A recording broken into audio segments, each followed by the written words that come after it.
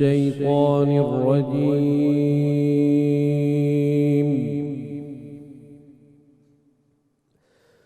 بسم الله الرحمن الرحيم.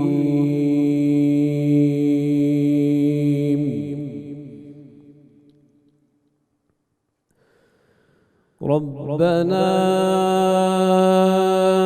إنك تعلم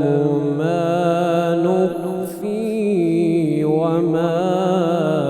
نعلن وما يخفى على الله من شيء في الأرض ولا في السماء.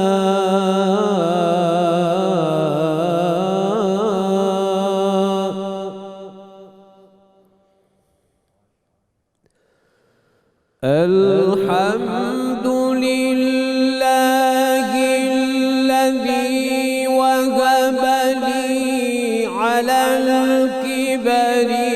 إسماعيل وإسحاق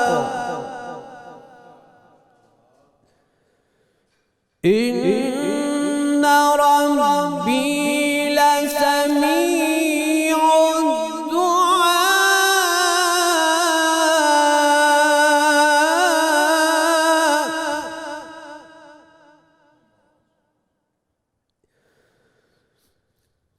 الحمد لله الذي وهب لي على الكبر إسماعيل وإسحاق إن ربي لسميع الدعاء.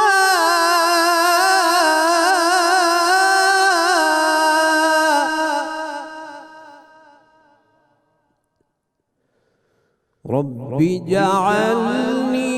مقيم الصلاة ومن ذريتي ربنا وتقبل دعاء.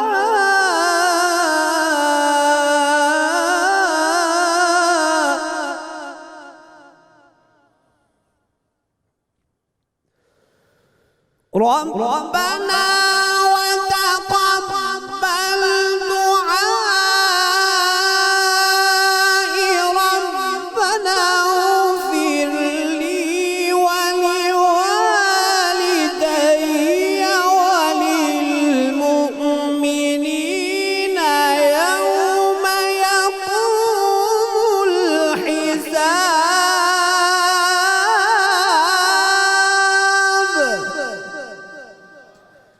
ربنا اغفر لي ولوالدي وللمؤمنين يوم يقوم الحساب. صدق الله العظيم. ماشاءاللہ جی، سلامت رہیں. ملک معروف قاری جناب قاری سید خالد حمید کاظمی صاحب تلاوت کلام پاک سے ہمارے قلوب کو منور فرما رہے تھے. الحمدللہ رب العالمین والصلاة والسلام علی سید الانبیاء والمرسلین. اللہم صلی علی سیدنا و مولانا محمد وعلی آلہ واصحابہ وبارک وسلم وصلی علیہ. دنیا کے تمام دیکھنے والوں کو، تمام چاہنے والوں کو، تمام پیار کرنے والوں کو، اور جہاں جہاں تک اس وقت میری آواز کو سنا اور مجھے دیکھا جا رہا ہے، جنید اقبال کی جانب سے انتہائی محبت کے ساتھ السلام علیکم. ایک بار پھر ناظرین، آپ کو رحمت رمضان کی خصوصی براہ راست شریعت میں سحری کے اس حسین سے، خوبصورت سے اور پر رونق موقع پر میں دل کی عطا گہرائیوں سے خوش آمدید کہتا ہوں. اور آج انشاءاللہ ہم 13ویں سحری کریں گے، یعنی 13واں روزہ اختیار کریں گے، اور قریب قریب ہم اب رمضان کے وسط میں پہنچتے جا رہے ہیں صاحب. مغفرت کا عشرہ بہت تیزی سے اب رواں دواں ہے، اور ذہن میں رکھیے کہ منادی پکار رہا ہے اور بار بار ہمیں بلا رہا ہے، اور بس ایک ہی بات ہے کہ ہم اپنے تمام گناہوں کے انبار کو اپنے کاندھوں پر لاد کر چند اشکوں کے ساتھ اللہ کی بارگاہ میں حاضر ہو جائیں اور اس کو راضی کر لیں، بس صرف اتنا ہے۔ ڈور اوپن ہے صاحب جنت کے، ذہن میں رکھیے گا، اور ڈور کلوز کر دیے گئے ہیں دوزخ کے، یہ بھی ذہن میں رکھیے گا، اور شیاطین کو بھی جو ہے وہ اپنا اریسٹ کر دیا گیا ہے، زنجیروں میں جکڑ دیا گیا ہے۔ اب صرف اتنا کرنا ہے کہ اس کی بارگاہ میں جانا ہے، تو بارگاہ میں جانے سے اپنے آپ کو روکیے گا مت۔ اور آج آئیے صاحب ایک ایسی بارگاہ میں چلتے ہیں مل کے کہ نہ علم ہے، نہ میری اوقات اور نہ میری بساط کہ کائنات کی اس عظیم ترین بارگاہ کا ذکر پاک کر سکوں جن کا ذکر پاک اس کائنات کا سب سے عظیم اور سب سے پہلا حوالہ ہے، کہ وہ حجرے جو اس کائنات کے سب سے مکرم حجرے ہیں، وہ حجرے جو اس کائنات کے سب سے مقدس حجرے ہیں، وہ حجرے جن حجروں کی شان سب سے زیادہ نرالی ہے، وہ حجرے جن حجروں کے دربان کی شان بھی سب سے زیادہ عالی ہے، وہ حجرے جہاں اللہ کی برکتوں کا ہر دم نزول ہوتا ہے، وہ حجرے جس کے مکینوں کا ایک ایک عمل بارگاہ الہی میں مقبول ہوتا ہے، وہ حجرے جہاں فرشتے بھی اپنے سروں کو جھکاتے ہیں، وہ حجرے جہاں سے انسان ایمان کی خیرات پاتے ہیں، وہ حجرے جن کی پاکی ہم ناپاکوں کو پاک کرتی ہے، وہ حجرے جن کی مٹی ہم ذروں کو آفتاب کرتی ہے، وہ حجرے جہاں امت کی مائیں بستی ہیں، وہ حجرے جن کے دیدار کو ہماری نگاہیں ترستی ہیں، وہ حجرے جن میں میرے آقا صلی اللہ علیہ وآلہ وسلم جلوہ گر ہوئے، وہ حجرے جن میں امام الانبیاء صلی اللہ علیہ وآلہ وسلم کے دن رات بسر ہوئے، وہ حجرے جو فرش پر عرش والوں کے لیے سب سے محترم ہیں، وہ حجرے جن کی خوشبودار فضاؤں کے صدقے ہمارے دم میں دم ہے، وہ حجرے جہاں صحابہ بھی احترام سے آتے تھے، وہ حجرے جن کا ادب آیات قرآنی میں روشنی، یعنی آیات قرآنی میں روشنی کے ساتھ پروردگار کی یوں کہیے کہ اپنا خاص عنایتوں سے قرآن کے اندر قرآن کی آیات میں اہتمام فرماتے ہیں، یعنی وہ حجرے، یعنی انہی پاک حجروں میں ہماری ایک ماں رفیقہ محبوب رب العالمین مکین جنت البقی سیدہ ام سلمہ سلام اللہ علیہا ہیں، جو انتخاب الہی بھی ہیں اور انتخاب محبوب الہی بھی ہیں۔ لہٰذا آج ہم سب مل کر چلتے ہیں اس پاک مطہر منور مقدس مکرم بارگاہ میں جو دنیا بھر کے مومنوں کی ماؤں کی بھی ماں ہیں، بلکہ محشر تک آنے والے ایک ایک مومن کی ماں کی بھی ماں ہیں، جن کی دعا کو اللہ تبارک و تعالیٰ نے سرور دو جہاں صلی اللہ علیہ وآلہ وسلم سے عقد کی صورت میں قبولیت کا اعلیٰ ترین شرف عطا کیا، جن کو یہ عظیم شرف نصیب ہوا کہ زوجیت مصطفیٰ صلی اللہ علیہ وآلہ وسلم جن کا مقدر بنا، جن کو یہ عظیم سعادت نصیب ہوئی کہ ان کا مسکن حجرہ خیر الورا بنا، جن کو یہ عظمت و بلندی نصیب ہوئی کہ کائنات کے تاجدار جن کی خدمت کو، یعنی کائنات کے جو تاجدار ہیں ناظرین، جن کی خدمت کو قدسی ترستے ہیں، ان کی خدمت گزاری آپ کو نصیب ہوئی، جن کو یہ اعزاز نصیب ہوا کہ اسلام کی راہ میں آپ سلام اللہ علیہ نے جتنی تکالیف اٹھائیں اس کا ثمرہ مصطفیٰ کریم صلی اللہ علیہ وآلہ وسلم سے ملنے والے اکرام کی صورت میں ان کو نصیب ہوا۔ ناظرین کرام، ہماری ماں سیدہ ام سلمہ سلام اللہ علیہا جن کی پیدائش عرب کے انتہائی فیاض گھرانے میں ہوئی اور جن کی پرورش نہایت ہی ناز و نعمت کے ساتھ ہوئی، جن کے اوصاف کا سلسلہ بے مثل و بے مثال ہے، جن کی شخصیت کا ہر ایک پہلو انتہائی با کمال ہے، زہد و تقوی و پرہیزگاری جن کی شان تھی، اسلام سے حد درجے محبت جن کی پہچان تھی، ہماری ماں سیدہ ام سلمہ سلام اللہ علیہا وہ پاک ہستی ہیں جن کے سر اقدس پر السابقون الاولون کا انتہائی بیش قیمت تاج سجا، زہد و تقوی جن کا اوڑھنا بچھونا تھا، علم حدیث و علم فقہ جن کا حوالہ تھا، وفا و قربانی جن کی فطرت سلیمہ تھی، فہم و فراست جن کا حد درجے مثالی تھا، جو ابتدا ہی میں اسلام کے نور سے منور ہوئیں، جو 2 مرتبہ ہجرت حبشہ کی شریک سفر ہوئیں، جو اپنی عبادتوں میں شاہکار تھیں، جو سنت رسول صلی اللہ علیہ وآلہ وسلم کی صحیح پیروکار تھیں، جنہوں نے ابتدائی دور میں آزمائشوں کا وقت بھی سہا اور اللہ اور اس کے رسول صلی اللہ علیہ وآلہ وسلم کی رضا کے لیے کچھ بھی نہ کہا۔ دیکھیے، یہ جو عشق ہوتا ہے نا صاحب، یہ بڑی عجیب شے ہوا کرتی ہے۔ عشق کے اندر اگر مگر نہیں ہوا کرتا، عشق کے اندر اف نہیں ہوا کرتا، یہاں حکم آتا ہے یا سر تسلیم خم کیا جاتا ہے؟ جو اللہ اور اس کے رسول صلی اللہ علیہ وآلہ وسلم سے محبت کرتے ہیں نا، وہ پھر آزمائشوں پر گھبرایا نہیں کرتے، وہ ہر بات کو اللہ تبارک و تعالیٰ کی طرف موڑ دیا کرتے ہیں کہ میرے رب کی یہی رضا ہے، میں اس پر راضی ہوں۔ تو انہوں نے آزمائشوں کے وقت ناظرین جو مشکلات سہیں وہ رہتی دنیا تک ایک ضرب المثل کی حیثیت رکھتی ہیں۔ ناظرین کرام، ہماری ماں سیدہ ام سلمہ سلام اللہ علیہا کی حرم نبوی میں تشریف آوری سے پہلے مدینہ پاک ہجرت کی داستان انتہائی دردناک داستان ہے۔ یہ وہ داستان ہے جو آپ سلام اللہ علیہا کی ہستی کی وفا، ان کی ہمت، ان کی جرت، ان کی استقامت اور بہادری کا رہتی دنیا تک ایک عظیم اعلان کرتی رہے گی کہ یہ وہ داستان ہے جو ایک طرف تو آپ سلام اللہ علیہا کے سابقہ شوہر سے وفا کا اظہار ہے، تو دوسری طرف غلامی مصطفیٰ صلی اللہ علیہ وآلہ وسلم کا برملا اقرار ہے۔ بلکہ مجھے کہنے دیجئے اور یہ میرا وجدان کہتا ہے صاحب کہ یہی وہ سفر ہے جس میں حضرت عثمان بن طلحہ رضی اللہ تعالیٰ عنہ اس وقت ایمان نہ لائے تھے، لیکن ان کو ان کی شرافت اور امت کی ہونے والی ماں کی خدمت گزاری کا یہ صلہ اللہ تبارک و تعالیٰ نے عطا کیا کہ بعد میں دست مصطفیٰ صلی اللہ علیہ وآلہ وسلم سے ان کو اور ان کی نسلوں کو کعبہ معظمہ کی کلید برداری کا شرف نصیب ہوا۔ ناظرین کرام، ہماری ماں سیدہ ام سلمہ سلام اللہ علیہا کی کیا ہی شان ہے کہ سرور دو جہاں صلی اللہ علیہ وآلہ وسلم کے ساتھ سفر و حضر میں آپ کو باقاعدہ رہنے کا موقع ملا۔ آپ سلام اللہ علیہا کو اللہ تبارک و تعالیٰ نے اس قدر فراست سے نوازا تھا کہ جن کی رائے کو کائنات کے تاجدار صلی اللہ علیہ وآلہ وسلم نے صلح حدیبیہ کے نازک ترین موڑ پر، جو اسلامی دنیا کا ایک باقاعدہ ٹرننگ پوائنٹ تھا، ایسا مقدم رکھا کہ رہتی دنیا تک اس ایک رائے کے وزن نے عورت کی رائے کو وزنی کر دیا اور عورت کے مقام اور مرتبے کو مکمل طور پر بلند کر کے رکھ دیا۔ آج جو سو کالڈ متجددین ہیں، سو کالڈ جو لبرلز ہیں، سو کالڈ جو دیسی لبرلز ہیں، جو یہ کہتے ہیں صاحب کہ عورتوں کو حقوق نہیں دیے اسلام نے، جو یہ کہتے ہیں کہ عورتوں کی رائے کی کوئی وقت اور اہمیت نہیں ہے اسلام کے اندر، جو یہ کہتے ہیں کہ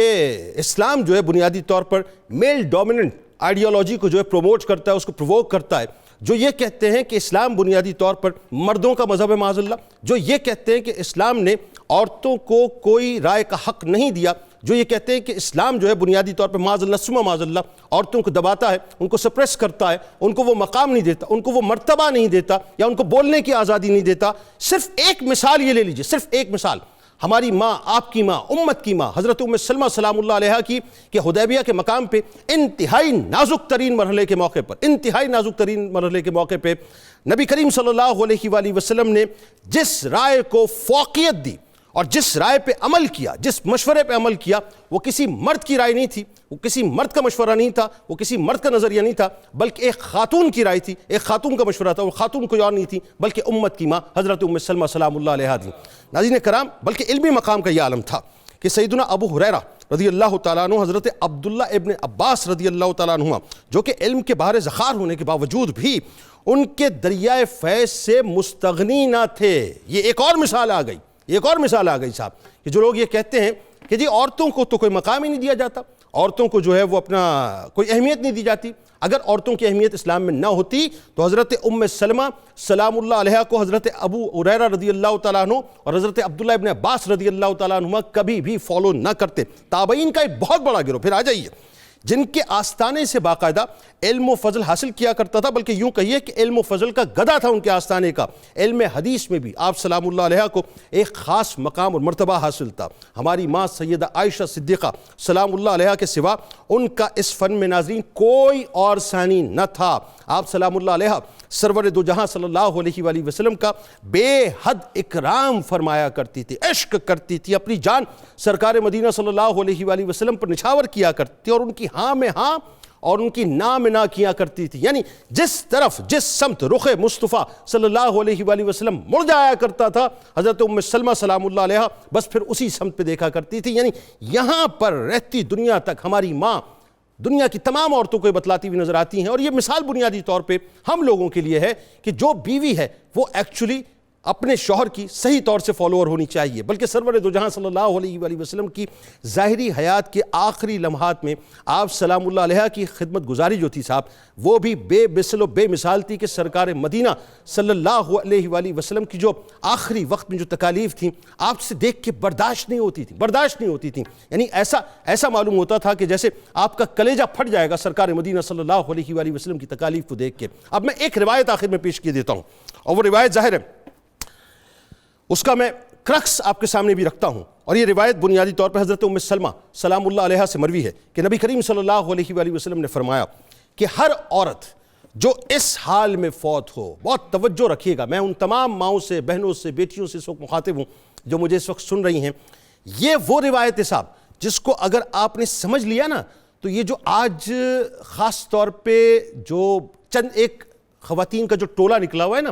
جو آپ سے یہ کہتا ہے کہ جی شادی کی معاذ اللہ کوئی حیثیت نہیں ہے، نکاح کی کوئی حیثیت نہیں ہے، میں اپنے شوہر کے کام نہیں کروں گی، میں یہ نہیں کروں گی، میں وہ نہیں کروں گی، میں یوں نہیں چلوں گی، میں یوں نہیں اٹھوں گی، یہ یوں والی جو خواتین ہیں نا، ایک حدیث پاک کے اندر رسول کریم صلی اللہ علیہ وآلہ وسلم نے عورت کی زندگی کا، اور خاص طور پہ جو بیوی ہے اس کی زندگی کا منشور سمجھا دیا۔ حضرت ام سلمہ سلام اللہ علیہ سے مروی ہے، رسول کریم صلی اللہ علیہ وآلہ وسلم نے فرمایا کہ ہر عورت جو اس حال میں فوت ہو، ہر عورت جو اس حال میں فوت ہو کہ اس کا خاوند اس سے راضی ہو، کیا ہو؟ ہر عورت جو اس حال میں فوت ہو کہ اس کا خاوند اس سے راضی ہو تو وہ جنت میں داخل ہوگی۔ جنت کا سرٹیفکیٹ ہے، ذہن میں رکھیے گا۔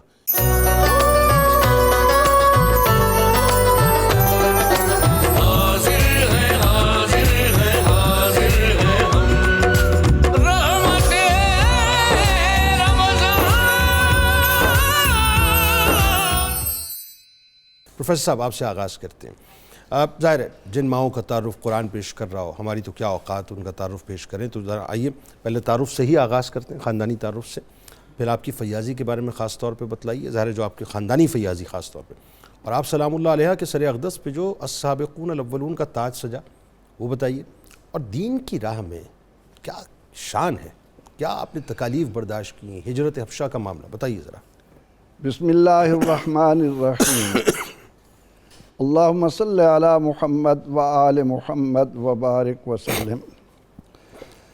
بہت شکریہ محترم جنید اقبال صاحب، آپ نے بڑے خوبصورت انداز میں ماؤں، بہنوں، بیٹیوں کے قلب و ضمیر پر دستک دی۔ جزاک اللہ۔ خدا کرے کہ ہماری ماؤں بہنوں کو یہ سمجھ آ جائے کہ ہماری پہچان ماں کے اعتبار سے، بیوی کے اعتبار سے، بیٹی کے اعتبار سے کیا ہے، اور پھر ہمارے لیے رول ماڈل وہ جن کا انتخاب اپنے نبی علیہ السلام کے لیے خود رب کائنات نے کیا۔ واہ واہ، کیا اللہ کا وجود ماننے والے، اپنے وجود پر اللہ کی قدرت کو تسلیم کرنے والے جب ان باتوں کو سنتے ہیں تو ان کے اندر تو حقیقی معنوں میں روح کی ایک تازگی پیدا ہوتی ہے۔ حضور سید عالم صلی اللہ علیہ وسلم کی اس زوجہ مطہرہ مکرمہ سیدہ ام سلمہ سلام اللہ علیہا کا ذکر کرنے سے پہلے قرآن حکیم کی روشنی میں ایک بات عرض کروں گا کہ اللہ رب العزت نے ہماری ان مقدس ماؤں کو ہماری ماں کہنے کے لیے، ازواج نبی کہنے کے لیے کلمہ استعمال کیا۔ وہ کیا؟ فرمایا کہ النبی اولا بالمومنین و ازواجہ امہاتہم، اللہ، کہ نبی علیہ السلام مومنوں کی جانوں سے زیادہ ان کے مالک، جانوں سے زیادہ ان کے قریب ہیں، اور آپ کی ازواج مطہرات مومنوں کی مائیں، ان کی مائیں۔ النبی اولا بالمؤمنین من انفسہم اب وازواجہ امہاتہم، سبحان اللہ۔ اس میں اگر غور کیا جائے تو بتایا گیا کہ یہ مقدس مائیں ان مومنوں کی مائیں ہیں جو ولائے مصطفیٰ کی راستے پر چلتے ہوں۔ ہیں تو مومنوں کی مائیں، لیکن وہ مومن جو نبی اکرم رحمت عالم صلی اللہ علیہ وسلم کا اتنا قرب اپنے آپ سے مانے۔ پھر اس سے جو اگلی بات سمجھنی چاہیے وہ یہ ہے کہ اللہ رب العزت نے جن ماؤں کو جسمانی طور پر یہ اعزاز بخشا کہ وہ ہماری ماں بنی، ان کے لیے اسلام نے کہا کہ ان کے قدموں میں جنت ہے۔ واہ، تو جن کو اللہ تعالیٰ نے اپنے محبوب علیہ السلام کی ولا کے سائے میں مومنوں کی ماں قرار دیا، ان کی محبت بندے کو کہاں سے کھا لے جو ماؤں کی مائیں ہیں، جو ماؤں کی مائیں ہیں،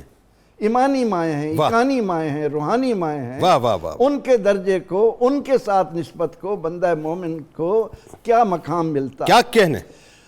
سیدہ حضرت ام سلمہ سلام اللہ علیہا قبیلہ بنو مخزوم کی خاتون ہیں۔ آپ کے والد کا نام امیہ بن المغیرہ، ابھی امیہ بن المغیرہ ہے، اور وہ اپنی قوم میں اتنا عظیم مقام رکھتے تھے کہ صرف مکہ میں نہیں، صرف مدینہ منورہ میں نہیں، جہاں جہاں وہ تجارت کے لیے جاتے تھے ان کا شہرہ وہاں تک موجود تھا۔ واہ، اور اس کی وجہ یہ تھی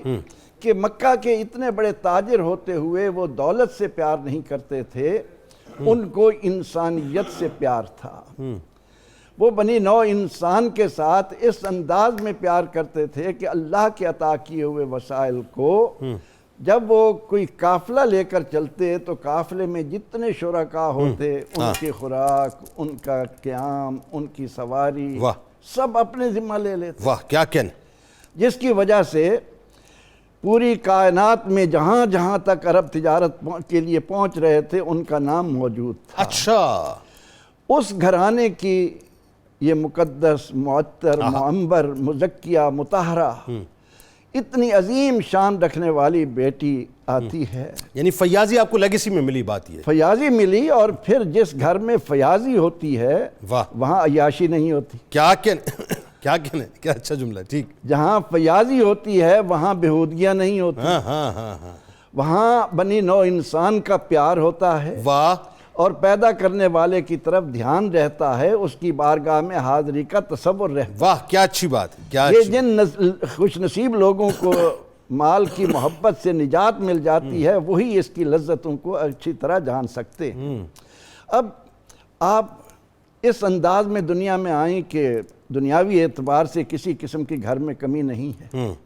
جب جوانی کو پہنچیں اور والدین نے ان کے لیے جس کا انتخاب کیا وہ بھی نبی اکرم رحمت عالم صلی اللہ علیہ وسلم کے پھوپھی زاد بھائی بھی اور رضائی بھائی بھی، ہاں، سیدنا حضرت ابو سلمہ عبداللہ۔ اللہ اکبر۔ اب سیدنا ابو سلمہ اسلام لانے میں 11واں نمبر ہے ان کا، اچھا ٹھیک، ابتدا میں، ٹھیک، ان کے ساتھ یہ بھی ایمان لے آئیں۔ اوکے، یعنی السابقون الاولون میں آ گئے۔ السابقون الاولون میں آ کر اللہ کی رضا کا تمغہ تو ان کے لیے لازم ہو گیا، ٹھیک ہے۔ السابقون الاولون من المہاجرین والانصار۔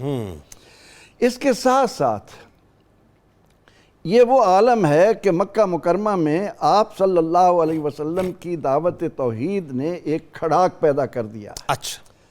شیطان کے پجاری، بتوں سے محبت کرنے والے، دنیاوی لذتوں کے شیدائی، ان کو یہ گوارا ہی نہیں کہ ان کے کانوں میں اللہ کا نام گونجے۔ وہ پوری قوت کے ساتھ مسلمانوں کو تکلیف دینے کے لیے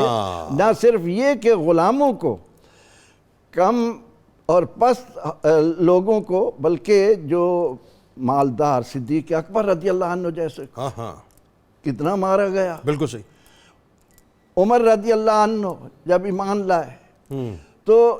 ان حالات کو دیکھ کر رحمت عالم صلی اللہ علیہ وسلم نے ان کے لیے ایک اعزاز ہجرت حبشہ کا عطا کیا۔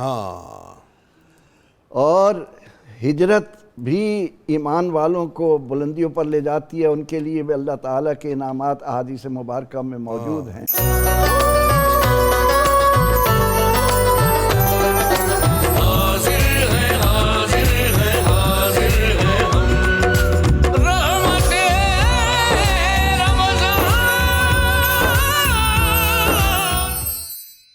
اسلام کا ابتدائی دور ہے اور آپ کے سامنے جو ہے وہ بہت ہی ایک غیر واضح صورتحال ہے کہ ہونا کیا ہے، لیکن اس صورتحال میں اپنے آپ کو اللہ اور اس کے رسول کی بارگاہ میں سبمٹ کر دینا، یہ بہت بڑی قربانی ہے۔ ذرا ڈاکٹر صاحب یہ بتائیے، آپ سلام اللہ علیہ کا جو معاملہ ہے ہجرت کا، یعنی جس وقت آپ ابو سلمہ رضی اللہ تعالیٰ عنہ کے ساتھ نکلی ہیں مدینہ پاک کے لیے، تو آپ کو مکہ پاک میں روک دیا گیا آپ کے بچے کو آپ سے جدا کر دیا گیا. ابو سلمہ رضی اللہ تعالیٰ عنہ مدینہ پاک ہجرت کر کے چلے جاتے ہیں, وہ ایک دردناک سفر ہے. پھر آپ نے جو پیچھے ہجرت کی ہے ایک سرٹن ٹائم نکالنے کے بعد, وہ انتہائی جرأت و بہادری والا سفر ہے, بتائیے ذرا. بسم اللہ الرحمن الرحیم. بہت خوبصورت بات ہو رہی ہے. حضرت ام سلمہ سلام اللہ علیہا امہات المومنین میں بڑا منفرد مقام ہے. تو ایسے لوگ چنیدگی میں اور انتخاب میں بہت اونچے لوگ ہوتے ہیں. یہ پھر ان کی اونچائی کے یا انتخاب کے شواہد بھی ملتے ہیں. اب یہ جس واقعے کی طرف آپ اشارہ کر رہے ہیں کہ ایک عورت ذات میں اتنی عظیمت کا پہلو ہونا اور حق کے ساتھ اتنی کمٹمنٹ ہونا کہ اتنے یعنی تھکاوٹ بھرے اور مشکل لمحے کو برداشت بھی کرنا اور کسی جگہ متزلزل نہ ہونا, تو یہ بڑے بڑے جری جہاں متزلزل ہو جاتے ہیں وہاں ہماری یہ ماں کتنے حوصلے اور جرت کے ساتھ اور جتنے صبر و توکل کے ساتھ جا رہی ہے. تو واقعہ بہت خوبصورت ہے کہ حضرت ابو سلمہ رضی اللہ تعالی عنہ کو جب پتہ چلا کہ قریش مکہ یہاں بہت تنگی کا ماحول پیدا کر رہے ہیں اور حضور نبی اکرم صلی اللہ علیہ وسلم نے باقاعدہ آرڈر کر دیا ہے, تو اولین ہجرت کرنے والوں میں چونکہ حبشہ میں بھی اول تھے تو یہاں بھی ان اولین میں جا رہے تھے. ٹھیک ہے. تو آپ باقاعدہ تیار ہوئے, اپنی گھر والی کو تیار کیا, ٹھیک ہے, اپنے بیٹے کو ساتھ لیا. ٹھیک ہے. جو ہی مکہ کی حدود میں نکلنے لگے تو ایک ایسا واقعہ پیش آیا کہ وہ جو بنو مخزوم والے ہیں حضرت ام سلمہ کے خاندان والے, وہ ان کو لے گئے. ٹھیک. بھئی ہم اپنی بیٹی کو اس طرح نہیں جانے دیتے. ٹھیک. وہ اپنے بیٹے کے ساتھ جب نیچے اتری ہیں تو اس واقعے کو دیکھ کر حضرت ابو سلمہ کے خاندان والے بنو اسد والے وہ بھی جذبات میں آ گئے. انہوں نے کہا جی ہم بیٹا لے لیں گے. مطلب ہم آپ کو نہیں جانے دیں گے, بنو مخزوم کہہ رہے ہیں, بنو اسد کہہ رہے ہیں کہ ہم اپنے جو ان کی اولاد جو ہے ان کے پوتے وہ نہیں جانے دیں گے. وہ نہیں جانے دیں گے. اب آپ اکیلی ہیں, اللہ, آپ کا بیٹا ابو سلمہ کے خاندان والوں کے پاس ہے. ابو سلمہ کا ذرا مزاج دیکھیں, اتنے ہنگامی ماحول میں بندہ رخصت کی طرف بڑھ سکتا ہے. ٹھیک. ذہن میں آ سکتا تھا کہ اس واقعے کا میں حضور سے ذکر کروں. ٹھیک ہے. لیکن آپ کے علم میں یہ جو قرآن کا جملہ فَإِذَا عَزَمْتَ فَتَوَكَّلْ عَلَى اللَّهِ, جب آپ نیکی کا ارادہ کر چکے ہیں تو پھر نتائج سے بے پرواہ ہو جائیں, پھر کر گزریں, اس کا اللہ کے سپرد کریں. اللہ اکبر. تو حضرت ابو سلمہ رضی اللہ تعالی عنہ وہاں گھبرائے نہیں, ٹھیک, پریشان نہیں ہوئے, رکے نہیں, فوراً وہی جو ہجرت کا سفر تھا وہ مکمل کر کے مدینہ شریف. یعنی آپ نے رخصت کا راستہ اختیار نہ کیا, عظیمت کا راستہ عظیمت کا راستہ اور قربانی دی. قربانی لا یؤمن احدکم حتی اکون احب الیہ من والدہ وولدہ والناس اجمعین, اس کی عملی تفسیر بیان. اس کی عملی تفسیر. اس کے بعد آپ کی جو حضرت ام سلمہ رضی اللہ تعالی عنہ ہیں وہ لاملہ ایک تو شوہر کی وجہ سے بڑی پریشانی کہ ان کا کیا بنا, ٹھیک, پھر بیٹے کی وجہ سے کہ ابھی وہ عمر ہے جب اس نے دودھ پینا ہے, بچے کو بھی جدا کر دیا گیا اور بڑی پریشانی کا ماحول بن گیا. تو آپ کی کبیت میں اضطراب کے شواہد بھی باقاعدہ ملتے ہیں. تو آپ ایک جگہ خاص جگہ جو عزت و احترام کی جگہ تھی وہاں بیٹھ کر پریشان لوگوں کو نظر آئیں, لوگوں نے دیکھا. بلکہ یہاں تک روایتوں میں آتا ہے کہ جس جگہ جدائی ہوئی تھی اسی جگہ آپ آ کے بیٹھ جایا کرتی تھی اور مطلب گریا کیا کرتی تھی اور سوچتی تھی کہ میں نے آخرکار ہجرت کرنی ہے, بچہ میرا وہ لے گئے ہیں. تو اس صورتحال کو جب آپ کے خاندان والوں نے چیک کیا تو انہوں نے دونوں طرف جا کر بتایا کہ انسانیت کی بھی کوئی حد ہوتی ہے. ایک عورت ذات کو آپ نے اتنی تکلیف میں رکھا ہوا ہے. تو لوگوں کے درمیان ذرا ہلچل شروع ہوئی, تو لوگ درمیان میں پڑھ کے وہ بچہ بھی آپ کا لے آئے, ٹھیک ہے, اور آپ کو وہ بچہ دیا. اب آپ کی ذرا ہمت اور حوصلہ دیکھیں. آپ اس وقت کہہ سکتی ہیں جی جب ہجرت کے قافلے جا رہے ہوں گے میں اس وقت ہجرت کر کے جاؤں گی. آپ اس جس طرح آپ کے خاوند کا مزاج ہے لگتا یہ ہے کہ وہی مزاج آپ کا بھی ہے. یہ حضور نبی اکرم صلی اللہ علیہ وسلم کی اتباع کا نتیجہ تھا. تو آپ باقاعدہ سواری تیار کرتی ہیں, بچے کو ساتھ لیتے ہیں, اور اس بات کا یقین ہے کہ خاندان والے غیرت کے پیش نظر کوئی نہ کوئی میرے ساتھ جائے گا. وہ اس لیے نہیں گئے یہ واپس آ جائیں گی, لیکن انہوں نے دیکھا کوئی جائے یا نہ جائے, اکیلی چل پڑی, میرا اللہ اور میرا نبی میرے ساتھ ہیں تو وہاں چل پڑی. ڈاکٹر صاحب یہاں ایک بات بتا دیجئے ضرور, تھوڑا سا جلدی سے سم اپ کیجئے گا. ایک بات ضرور یہ بتا دیں, وہاں کوئی گوگل نہیں ہے, کوئی روڈ میپ نہیں ہے, کوئی آپ کو جو ہے مطلب اپنا نیویگیشن کا سسٹم نہیں ہے, پتہ ہی نہیں کہ مدینہ پاک جانا کیسے, تنتنا چل پڑی ہیں بچے کو لے کے. بالکل ٹھیک, ایسا ہی ہے, یہ ہے عشق مصطفیٰ. یہ عشق مصطفیٰ اور حوصلے کا اس مزاج میں ہونا, وہ بھی اسلام کی خاطر. جب آپ وہاں چلی ہیں تو آگے حضرت عثمان بن طلحہ رضی اللہ تعالی عنہ, جن کو حضور نبی اکرم صلی اللہ علیہ وسلم نے خانہ کعبہ کی چابیاں دی, ابھی تک ایمان نہیں لائے تھے. میں کہہ دوں کہ حضرت سلمہ کو جس انداز سے انہیں مکے سے مدینے پہنچایا, حضور نے ان کو ہی خانہ کعبہ کی چابیاں دی کہ آپ اگر میری گھر والی اور اپنی ماں کی حفاظت کر سکتے ہیں تو آپ خانہ کعبہ کی بھی حفاظت. واہ واہ, کیا خوبصورت جملہ ہے بھائی, کیا خوبصورت. پھر آپ کے علم میں ہے کہ پھر آپ جس انداز سے لے کے گئے وہ ایک شرم و حیا کی اور رواداری کی اور انسانیت کے معیار کی ایک اعلیٰ نشانی ہے. ام سلمہ سلام اللہ علیہ نے فرما وہ خود بیان کرتی ہیں کہ اتنا شرم و حیا والا بندہ, وہ میری سواری کی نکیل پکڑتے تھے, سارا دن سفر رہتا تھا, پھر بعد میں جب بیٹھنے کی باری آتی تو اس کے بعد وہ اونٹ بٹھا کر دور چلے جاتے تھے, میں اتر جاتی تھی, بچے کو سنبھال لیتی تھی, میں محفوظ جگہ چلی جاتی. وہ سارا جو اس کے اوپر آتھر ہوتا ہے یا لادنے والی چیزیں وہ اتارتے تھے, اونٹ کو درخت کے نیچے باندھتے تھے, خود سارا دن رات درخت کے نیچے گزارتے تھے, اور اس کے بعد جب صبح ہوتی اس کے بعد دوبارہ اونٹ لا کر بٹھا دیتے تھے, پھر دور کھڑے ہو جاتے تھے, میں سوار ہو جاتی, سمیٹ لیتی اپنے آپ کو, تیار ہو جاتی, اس کے بعد نکیل پڑھ کے چلتے رہے. تو یہ سفر مدینے تک جب مکمل ہوا اور وہاں جب لوگوں کو اطلاع ملی کہ حضرت ام سلمہ آ گئی ہیں تو سارے حیران تھے کہ اتنے عظیم باپ کی بیٹی ابو امیہ سہیل کی. تو وہاں پھر آپ کے خامد بھی آپ کو ملے. بالکل ٹھیک, یہ ہے توکل کی عالی شان مثال.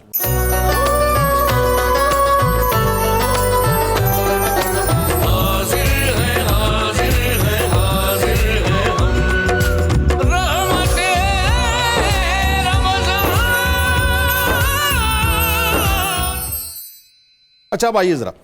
اب تھوڑا سا بات کرتے ہیں ہماری ماں کے فضائل کے اوپر, اور خاص طور پہ فضائل کے ساتھ, بلکہ اس سے پہلے میں چاہوں گا حضرت ابو سلمہ رضی اللہ تعالیٰ عنہ کے فضائل پہ بات کریں اور ان کی شہادت پہ بات کریں. اس کے بعد ہماری ماں کی فضائل پہ ہم آتے ہیں. سرکار مدینہ صلی اللہ علیہ وآلہ وسلم نے جس انداز سے آپ کو اکرام دیا اور جس انداز سے آپ کو دعائیں دیں, اور پھر جو آپ کی شہادت کے بعد آپ کے جنازے کو جو اکرام دیا, وہ بھی تاریخ کی بڑی روشن مثال ہے. بتائیے. سبحان اللہ. جی بسم اللہ الرحمن الرحیم. جنید صاحب بہت خوبصورت تذکرہ ہے, اور میں تو مجھے حضرت اقبال رحمۃ اللہ علیہ کا شعر یاد آ رہا ہے کہ انوکھی وضع ہے سارے زمانے سے نرالے ہیں, یہ عاشق کون سی بستی کے یار اب رہنے والے. یہ کیسے لوگ ہیں, داستان عظیمت کی ایک انہوں نے کیسی مثال جو ہے وہ رقم کر دی ہے. اور حضرت سیدنا ابو سلمہ جن کا اصل نام عبداللہ ہے اور ان کا ذکر پاک ہو چکا, میں صرف یہاں پہ ایک یہ چیز عرض کرنا چاہوں گا کہ حضرت ابو سلمہ کے والد گرامی جن کا نام عبد الاسد ہے, وہ بھی کرم, ضیافت اور عطا کرنے میں مشہور تھے. اچھا. اور حضرت اور ان کا نام ہی اس طرح تھا کہ وہ بہت زیادہ عطا کرتے تھے, یعنی دونوں ہی خاندان جو ہیں, دونوں ہی. اور حضرت ام سلمہ کے جو والد تھے جن کا نام ابو امیہ ہے, حذیفہ ان کا پورا نام تھا, تو یہ جو ہیں مخزوم, بنو مخزوم قبیلے کے, یہ وہ ہیں جنید صاحب کہ جب خانہ کعبہ بناتے ہوئے جھگڑا ہوا تھا کہ حجر اسود کون نصب کرے گا, تو یہ وہ حضرت ابو امیہ ہیں جنہوں نے کہا تھا کہ کل صبح جو سب سے پہلے داخل ہوگا وہ حجر اسود نصب کرے گا. کیا کنیکٹیویٹی ہے, سبحان اللہ, کیا کنیکٹیویٹی ہے, سارا خاندان ہی. اور پھر حضور صلی اللہ علیہ وسلم کے پھوپھی زاد یہ خاندان, اور اوپر سے وہ جا کے ساری تاریں مل جاتی ہیں. تو یہ خوبصورت خاندان ہے, اور حضور صلی اللہ علیہ وسلم کو ان کے ساتھ بڑی محبت تھی, اور اس خاندان کی قربانی ہے. حضرت ابو سلمہ رضی اللہ تعالی عنہ پھر جب ہجرت کر کے آ گئے, اور پھر حضور نبی رحمت صلی اللہ علیہ وآلہ وسلم نے ان کو جو ہے وہ مواخات کے اندر ایک انصاری صحابی حضرت سعد جو ہیں ان کے ساتھ ان کا مواخات کر دیا, بھائی بھائی بنا دیا,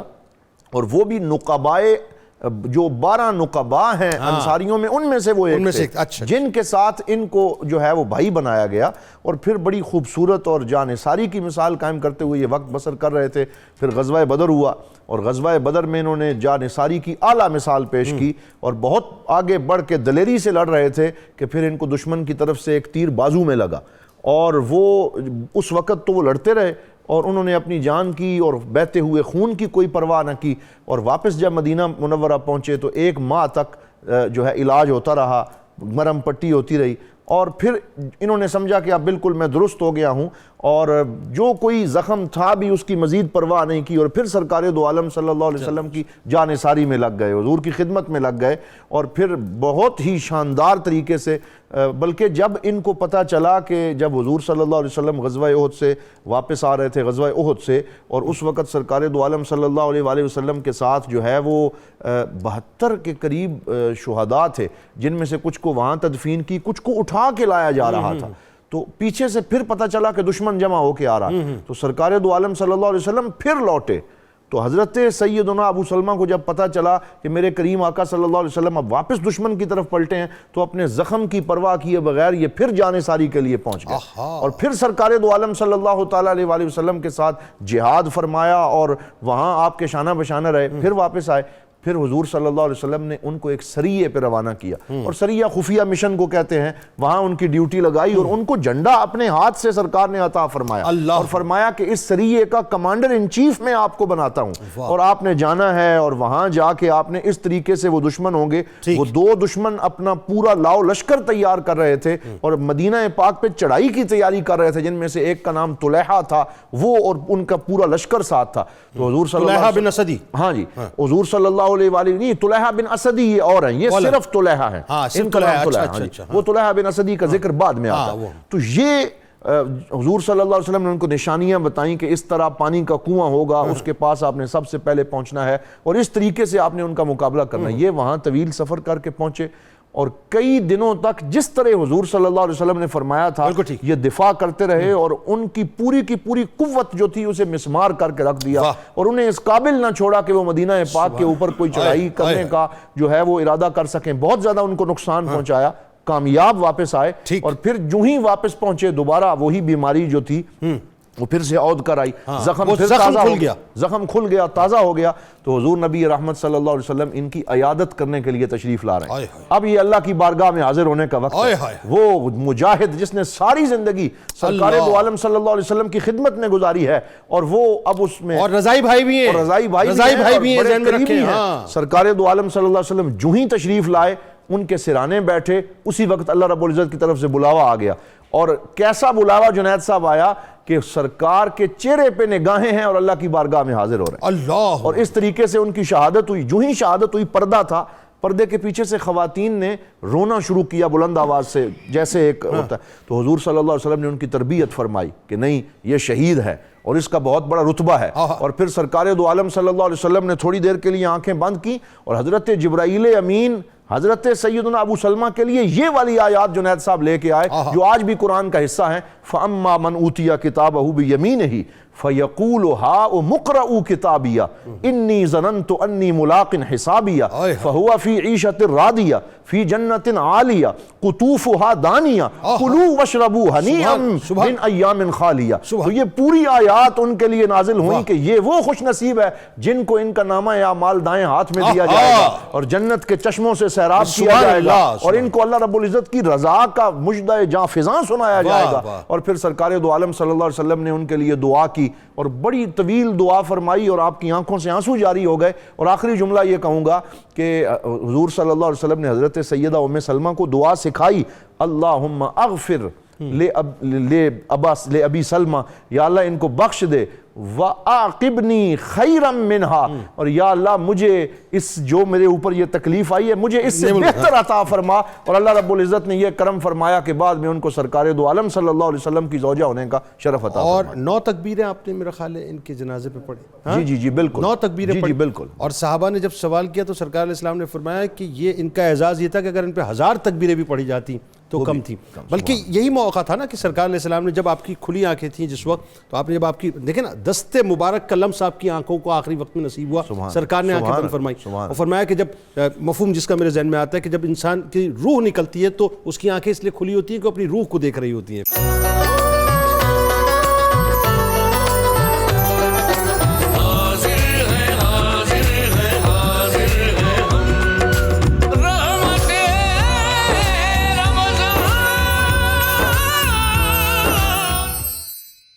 اچھا اب ذرا آئیے اس منزل کی طرف, اور جو منزل شان کے اعتبار سے اس سے زیادہ تو عظیم منزل کوئی ہے ہی نہیں, کہ آپ سلام اللہ علیہ کی ایک دعا, اور پھر اس دعا کا ثمرہ یہ کہ آپ حرم نبوی صلی اللہ علیہ وآلہ وسلم میں تشریف لاتی ہیں. وہ کیا واقعہ ہوا, اور دعا سکھلانے والے بھی جو ہیں انہی کے حرم میں آپ تشریف لا رہی, اور سرکار علیہ السلام نے خاص طور پہ جو عطائیں کیں, جو کچھ آپ کو سامان عطا فرمایا, وہ سب کچھ بتائیے ذرا. سیدہ ام سلمہ سلام اللہ علیہا کی پوری حیاتی کئی انداز سے قیامت تک آنے والی بچیوں کو, ان کے والدین کو رہنمائی عطا کرتی رہی. بے شک. جنید صاحب آپ اندازہ لگائیں کہ اسلام کی خاطر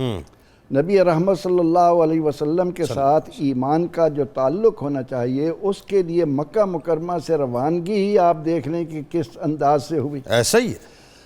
اب اس کے بعد آ کر مدینہ منورہ میں ایک شوہر کا شیلٹر ملا, رہائش ملی, آرام سے بچے ہیں, وقت گزر رہا ہے, لیکن پروردگار عالمین کو کچھ اور منظور تھا. بالکل ایسا ہے. وہ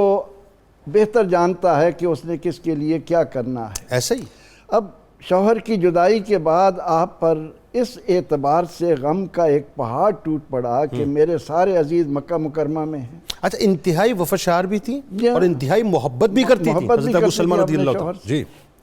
کہ والدین وہاں ہیں, سرمایہ سارا وہاں ہے, اور ایمان کی خاطر اب اللہ تعالیٰ نے مجھے شوہر کے سائے سے محروم کر دیا ہے. تو آپ اس ضمن میں اپنے دل کے اندر ایک غم رکھتی تھی. جی. اور اس وقت آپ ایک بیٹی کی ماں بھی بننے والی تھی. ایک دن انہیں ایک بات یاد آئی کہ حضرت ابو سلمہ نماز صبح کی پڑھ کر آئے تو بڑے شاداں و فرحاں فرمانے لگے کہ اے ام سلمہ, آج میں نے نبی اکرم رحمت عالم صلی اللہ علیہ وسلم سے ایک بڑی ہی عظیم بات سنی ہے. کہا وہ کیا؟ کہ آج سرور دو جہاں صلی اللہ علیہ وسلم نے فرمایا کہ جب کسی کو کوئی مصیبت پہنچے اور وہ اس پر صبر کرے اور اس کے بعد اللہ سے دعا کرے کہ اے اللہ اس کا مجھے نعم البدل عطا کر, اللہ رب العزت اس کے لیے خیر کے دروازے کھول دے. یہاں ذرا روکیں آپ اپنے آپ کو, اور ایک بار پھر اس بات کو ناظرین ذرا توجہ سے سنیے. یہ بظاہر تو سرکار مدینہ صلی اللہ علیہ وآلہ وسلم کی یعنی انہوں نے تعلیم فرمائی حضرت ابو سلمہ رضی اللہ تعالیٰ, یا انہوں نے سنی اور انہوں نے تعلیم فرمائی حضرت ام سلمہ سلام اللہ علیہ کو, لیکن یہ ہر امتی کے لیے کہ کہیں کوئی تکلیف پہنچ جائے, یہ ریپیٹ کیجئے آپ ذرا. جی آپ صلی اللہ علیہ وسلم نے ہمیں یہی تعلیم دی کہ مصیبتیں تو آتی رہتی ہیں, زندگی امتحان ہے, لیکن مصیبت کے وقت جزا فضا کرنے سے کچھ حاصل نہیں ہوتا, صبر کے علاوہ اور کوئی راستہ نہیں. تو اس لیے اللہ کے نبی علیہ السلام نے فرمایا کہ جب کوئی بھی مصیبت میں مبتلا ہو اور وہ اس مصیبت پر صبر کرتے ہوئے یہ کہے کہ اے اللہ مجھے اس کا نعم البدل عطا کر,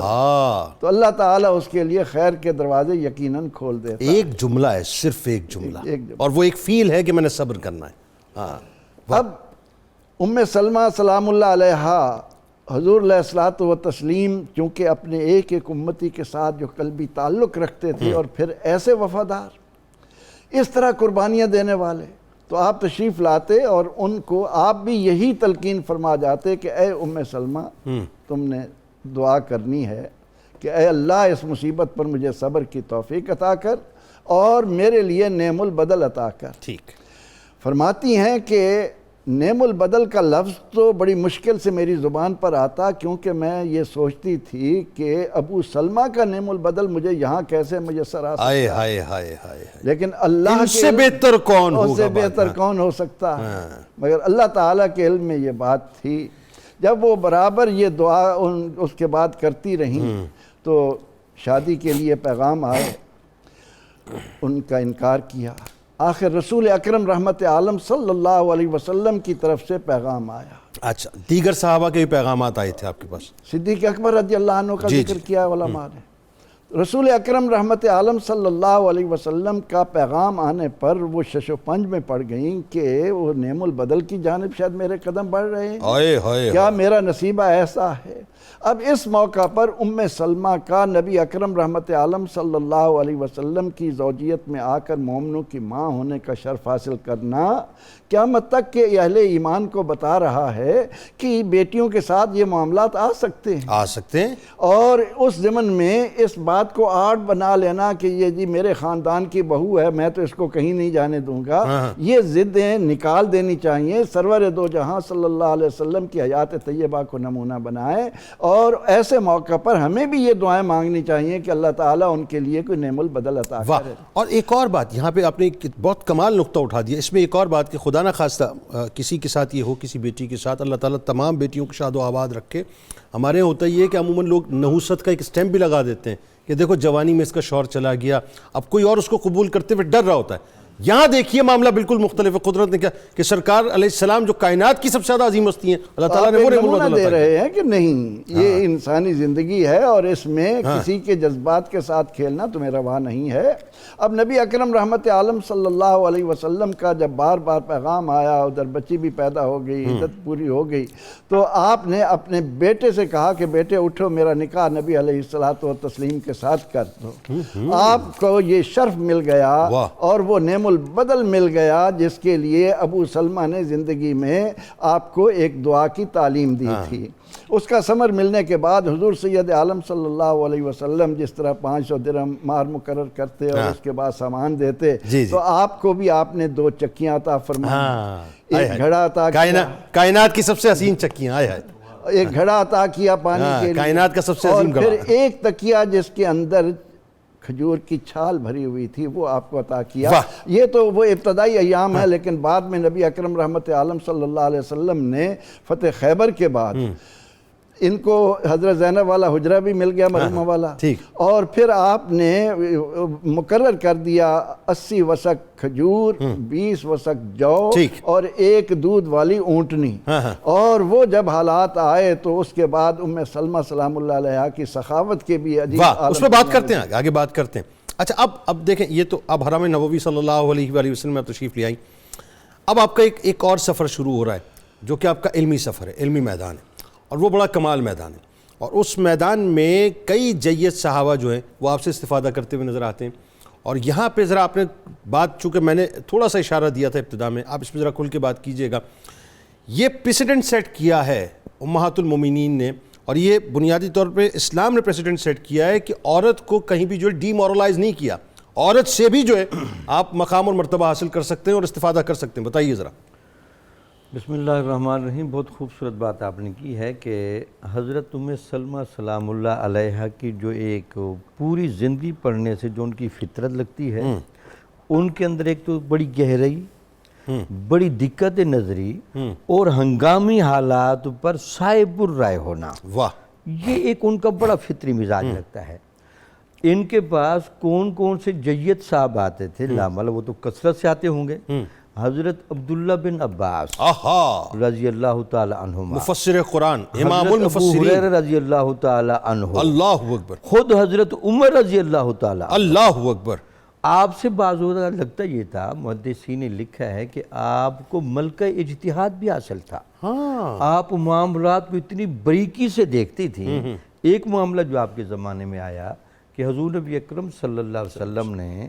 عورتوں کو باقاعدہ مسجد نبوی میں آ کر نماز پڑھنے کی بھی اجازت دی ہوئی تھی. ٹھیک ہے. اور آپ کے یہ فرمودات بھی تھے کہ میری امت میں سب سے عورت کی جو اچھی نماز کی جگہ ہے وہ کمرے کا وہ حجرہ ہے جو باقی تمام کمروں کے اندر ہو. یہ ایک بحث چل پڑی کہ یہ کیا بات ہے، عورت مسجد میں بھی آ رہی ہے، عورت کے لیے یہ جگہ بھی بہتر ہے. تو پھر آپ کے علم ہے کہ صحابہ نے یہ باتیں جب آپ کے ساتھ مشورہ کی، جو رائے سامنے آئی، اگر عورت اپنے جائز دائرے میں رہے، ٹھیک ہے، عورت کی عفت کی حفاظت ہو، ٹھیک ہے، عورت کے لیے تبلیغ مقصود وہ یعنی تعلیم مقصود ہو تو آپ مسجد کی حدود میں بلا سکتے ہیں۔ اچھا ٹھیک ہے، لیکن اگر یہ چیزیں ملحوظ نہیں رہ سکتی تو پھر صرف عبادت کا بہانہ بنا کے نہیں، عورت کی عبادت کی جگہ گھر کی گھر کے اندر صحن سے بھی اندر جو کمرہ ہے وہاں ٹھیک ہے۔ یہ صحابہ نے آپ کے ساتھ جب بات کی تو ان کو پتہ لگا، لگتا یہ کہ حضرت عمر رضی اللہ تعالیٰ نے اپنے زمانے میں وہ جو پابندی لگائی تھی اس پر پھر ازواج مطہرات نے خود گواہیاں دیں کہ حضرت عمر نے بالکل ٹھیک کیا ہے۔ اگرچہ حضور کے زمانے میں یہ نمازیں پڑھی جا رہی تھی، ٹھیک ہے، لیکن چونکہ اب اس دائرے میں اس لیول سے لوگ نیچے اترے تو ان کا فیصلہ ٹھیک ہے۔ عورت بنیادی طور پر عبادت کے لیے بھی ہے لیکن اس کی عزت کا احترام مقدم ہے۔ واہ واہ واہ، تو ایک تو اس سے اندازہ لگے بڑے بڑے صحابہ آپ کے ساتھ یہ بحثیں کرتے تھے۔ ٹھیک ہے، اس کے علاوہ ایک بہت خوبصورت بحث تھی، پہلے میں حدیث سنا دوں۔ صحابہ نے اکتبار کی یا رسول اللہ آپ کے یہ جو پھول ہیں ان کے رنگ جدا جدا ہے، آپ فیض دینے میں ذرا تقسیم رکھیے، اس کی کیا وجہ ہے؟ تو آپ نے فرمایا کہ میری تو مثال بارش کی طرح ہے، تمہاری مثال ہے برتنوں کی طرح۔ اب میرے سامنے جس طرح کا برتن آئے گا میں تو اسی طرح کی بارش وہ لے جائے گا۔ یعنی مقصد یہ تھا کہ میری طرف سے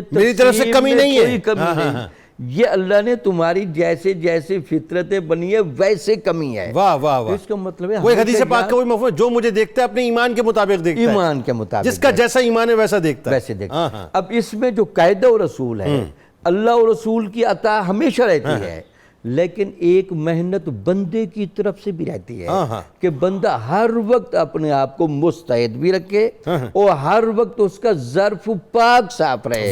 تاکہ جب اس پر فیض پڑے تو وہ فیض چمکدار واقع ہو۔ یہ جب بحثیں چلیں تو صحابہ کو یہ بات مشہور ہو گئی کہ حضرت ام سلمہ کے پاس اگر جائیں تو وہ اس طرح کی باتیں بیان کرتی ہیں۔ تو ایک دفعہ حضرت عمر رضی اللہ تعالیٰ عنہ ان کے پاس گئے تو پوچھتے امی جان ذرا میرے بارے میں فرمائیں، میں جیسے حضور کے زمانے میں تھا میں اسی معیار کو قائم رکھوں گا یا نہیں؟ تو آپ نے فرمایا کہ آپ لوگ تو صف اول کے لوگ ہیں، آپ لوگوں نے اس معیار کو بیائے نہیں اسی طرح قائم فرمانا۔ اس کے علاوہ اہلی مسائل پر